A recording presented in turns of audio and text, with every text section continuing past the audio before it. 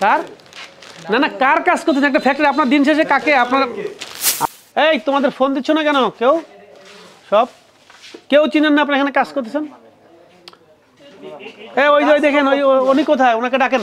আপনারা আসেন ওনারা ধরেন না ওই যে লোকটাকে ডাকলাম বললাম যে যেও না তোমরা